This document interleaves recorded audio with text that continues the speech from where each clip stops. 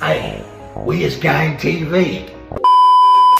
The African American community has got the gear of the media and of the appalled and of even white people, even young Mexican American kids, young, when I say that, I mean all Latino kids, all behind them. They've got that gear already with them. So when they get offended, everybody else starts getting offended. And they start fucking acting like they're victims or this. And I'm not talking about the majority, I'm talking about a few individuals, but they have a lot of influence in the media. That's when somebody was telling on the comments on when we did the one on some Hollywood stuff, and they were saying, well, why do you care about music and how, and why you care about who we got on our side and who we got supporting us, this, that, and the third. Secondly, why you ain't supporting us and why you ain't on our side? Because it sounds like you on the other side of things, man, from the sound of this. I ain't gonna lie to you, Jack.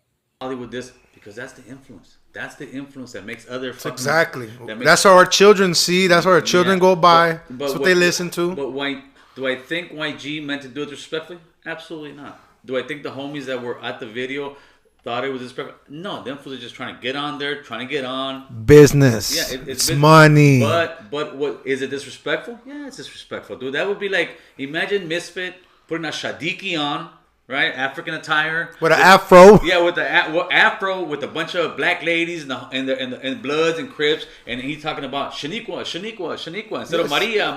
Hey, black guy. That would be all out war. Huh? They will go all off. It wouldn't be no all out goddamn war, but I understand what you're saying. You know what I mean? Because we don't be crying and hella like that, man. Because first off, you know, it seemed like the little ground we are making right, y'all jealous of that. And we ain't complained about half, man. Yeah. Racist. He's racist. He's this. You know what, dog? The way I see it, I'm not trying to be racist. I'm not trying to trip. The blacks are allowed to say whatever they want. They're basically the only ones that can yell racism. So when they do it, it's all right. But when we do it, it's not okay. Yeah, it's not okay. Then what it is, it has to be even playfield. They feel they have the right to call people out on anything they want, and nobody can tell them anything because they're black. So what does that make them? Because they're black, they're untouchable? To them. See, man, it sounds like a whole bunch of envy and hate in that room. I'm not gonna lie. You know what I'm saying? He said, so what does that mean? They black and they untouchable? You tell me, folks. I'm not gonna lie, right? The tone of this conversation is very alarming, but it's not surprising. They feel like they went through slavery.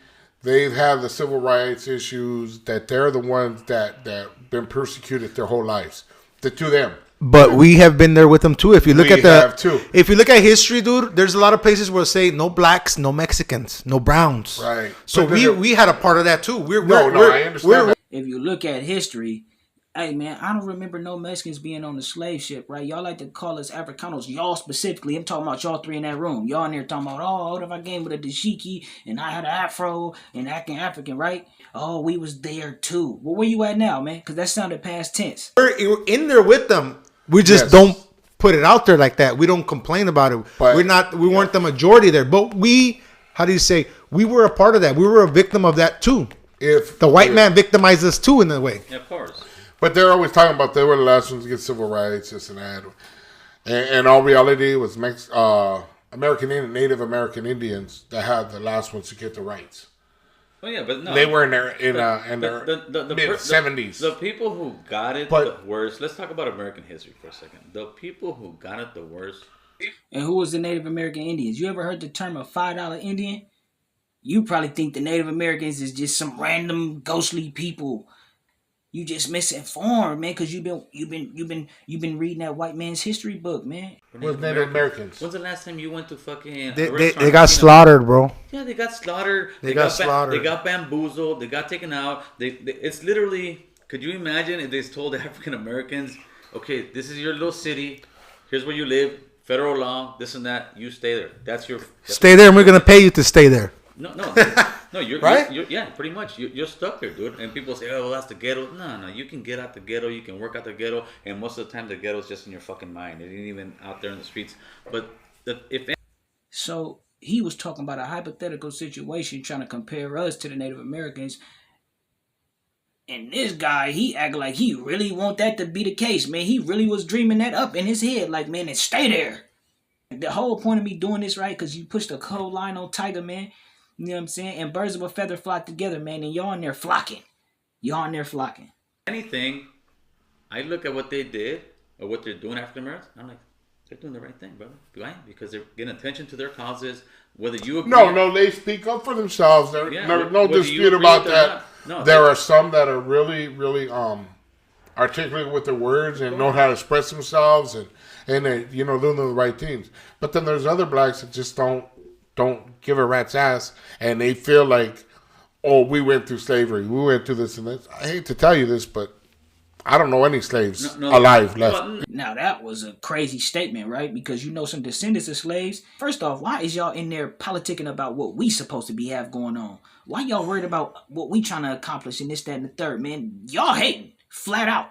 Simple as that, man. Y'all three is sitting in there hating, worried about our progress and how we don't deserve it and this, that, and the third. Like, first off, you say it's some black people that can articulate themselves, and then there's some that can't, right? There's some people who can articulate themselves and some people who can't in every race, man. And it's a difference between education and indoctrination. You've been indoctrinated, man, and I ain't gonna think, I don't even need to say by who. You know what I mean? That I know. Well, no, that's yes and no. That could sound insensitive, but the thing is, they have gone through all kind of shit. They've been the only difference between us and them is we don't speak up. And the why we don't speak up, I was out to dinner with my wife yesterday, and we're talking about something like this, right? And she's like, yeah, but it's because and we all say it, and we all kind of feel the same way. Chicanos, Mexicanos, we work, we don't complain, we just do our shit. I said, yeah, but how's that been working out for us? Political wise, movement wise, how has us been? I'm done. Get left in the back burner. Yeah, but. Hey, why you feel like you gotta speak up at our expense though? Like you acting like you mad at us for us wanting to speak up for us. What does us speaking up for us got to do with you? And what does you not speaking up for you got to do with me? It don't got nothing to do with us, man. Handle your business, man, and take your frustrations out on who they need to be took out on. American Cholo, man. You say you ain't this, you say you ain't that, but you don't gotta say much, cause it's gonna come out, man, and your actions is gonna say what you is. You dig? I'm done being quiet because what we are is, like I said before, we're that hardworking fucking Latino, Chicano, Mexican, whatever you want to call them. Hardworking guys who work at the company for 20 years, have never asked for a raise, and the boss is just, he ain't asked me for a raise. Fuck it. He's content. And then you got this other guy who came in there, hasn't worked as much, is kind of lazy, and he keeps saying, I need a raise, I need this, and he keeps giving it to him. Just because we're the hard workers, like, fuck it, they're not asking. But you know what? I'm asking, dude. We need to get put on. We need to fucking... See? Hey, the video is way deeper than that, man. Y'all want part 2? I need 200 likes, man. I need y'all to like me up, man. Really, I should be getting 1,000 likes, man.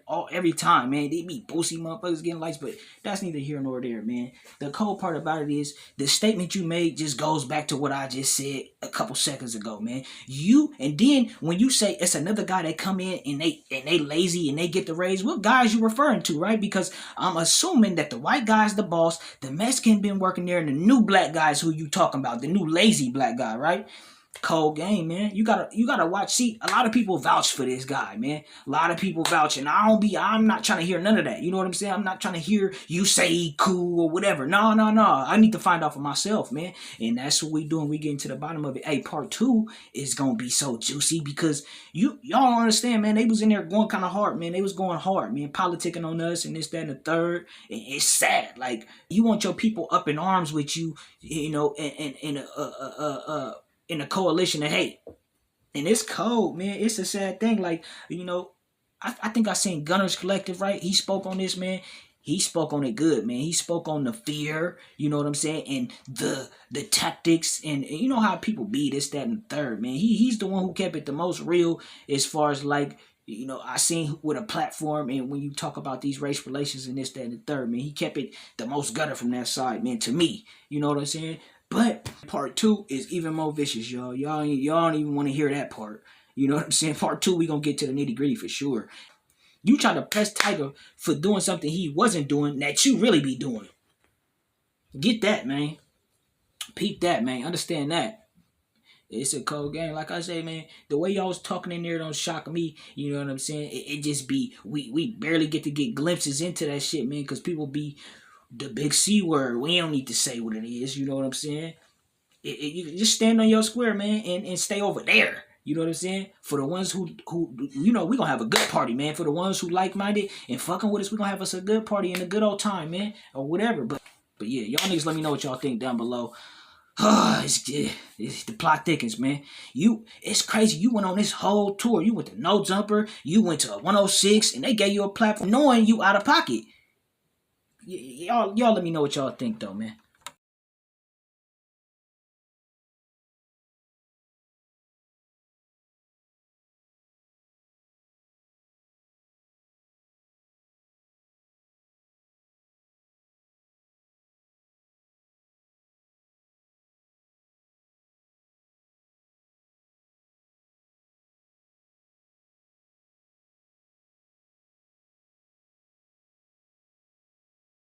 Fake ass motherfuckers be showing all that fake ass love. Keep that shit away from me. Keep that fake ass shit away from me, nigga. Before I explode on one of you bitch ass niggas, nigga.